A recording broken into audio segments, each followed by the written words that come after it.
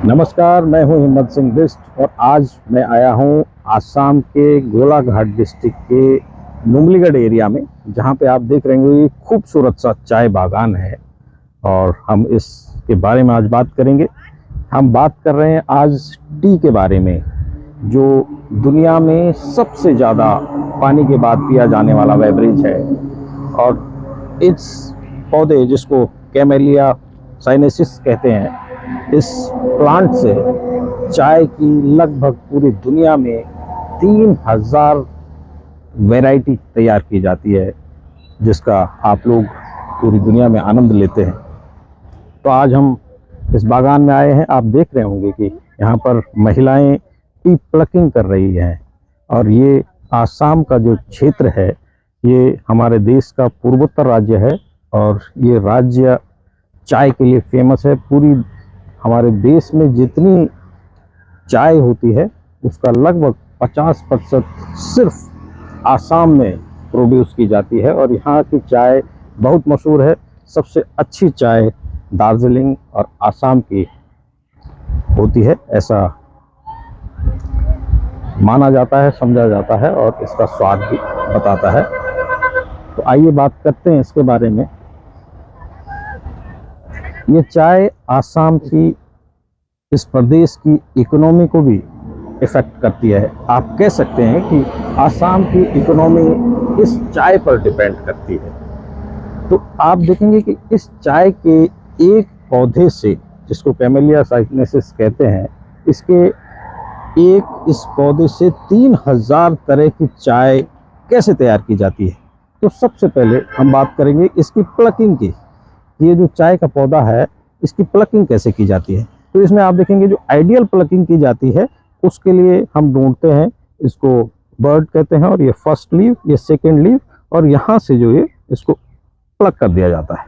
तो ये ideal plucking का स्टाइल है, एक bird, first leave, second leave. और ये 3000 चाय तरह की जो चाय की हम बात कर रहे हैं, ये इसी से तैयार की जाती है।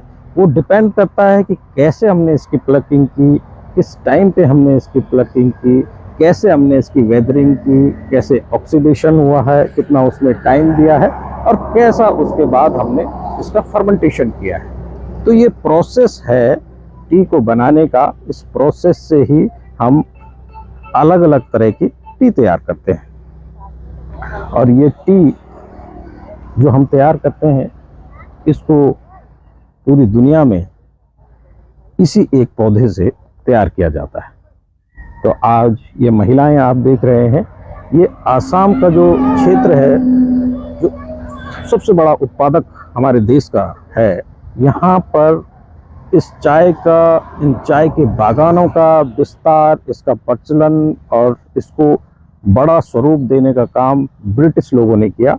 और ये जो आप महिलाएं यहाँ पे देख रहे हैं, ये महिलाएं हमारे जो इस आसाम के लगे हुए प्रदेश हैं, जैसे झारखंड हो गया, और आपका बंगाल हो गया, बिहार हो गया, वहाँ से ये लोग आए हैं। और ये अंग्रेज़ों ने यही बसा दिया। लगभग 200 साल बाद भी ये लोग इसी काम को अपना करते आ रहे हैं, और इन्हीं की वजह से ये संभव भी हो पाया है। आज के टाइम पे मशीनें आ गई हैं जिनसे टी प्लकिंग की जाती है, लेकिन उसमें क्वालिटी बहुत पुअर हो जाती है। तो टी प्लकिंग का जो ये, अगर हम इससे बड़ा प्लक करते हैं या 3 लीफ ले लेते हैं, तो उसमें क्वालिटी ख़राब हो जाती है। क्वालिटी क्यों ख़राब होती है कि इसके बाद का जो ये भाग होता है, ये हार्ड होता है, इसमें फाइबर होता है, और टी में अगर फाइबर ज़्यादा होगा तो उसकी क्वालिटी ख़राब हो जाती है। आप देखेंगे कि इस बागान में बड़े बड़े पेड़ भी लगे हैं, बहुत सारे पेड़ हैं। तो ये पेड़ क्यों लगाए गए हैं कि ये जो नाजुक पत्तियां हैं टी के, ये धूप से इनका बचाव हो सके, तेज बारिश से, ओलों से इनकी सुरक्षा की जा सके, इसलिए पेड़ लगाए जाते हैं। आप देखेंगे कि इन पेड़ों पे ये जो बेल लगी हुई है बीच बीच पे, ये बेल, ब्लैक पेपर एक मसाला होता है, आप जानते होंगे, और इससे जो कीड़े आते हैं, इसकी महक से वो कीड़े भी भाग जाते हैं, और इसकी खेती भी हमें इसकी फसल भी मिल जाती है। इसके अलावा पेड़ों पे बैक साइड में है, जहाँ पे रेडियम लगाया है, पीले कलर का एक पट्टी पेड़ों में लगाई जाती है, वो रेडियम होता है। ये नेचुरल एक तरीका है जो कीड़े पतंगों को, जो इंसेक्ट्स हैं उनको भगाने का। रेडियम की चमक से वो कीड़े मकोड़े भाग जाते हैं, और ये एक प्राकृतिक तरीका है जिससे हम टी की इन कोमल पत्तियों का कीड़ों से बचाव कर देते हैं। इसके अलावा जो ये बागान है, इन बागानों में ये जो महिलाएं काम कर रही हैं, बहुत ही घनी झाड़ियां हैं ये, इन झाड़ियों के बीच में सांप भी घुस जाते हैं, तो इनसे बचाव के लिए बागान के चारों तरफ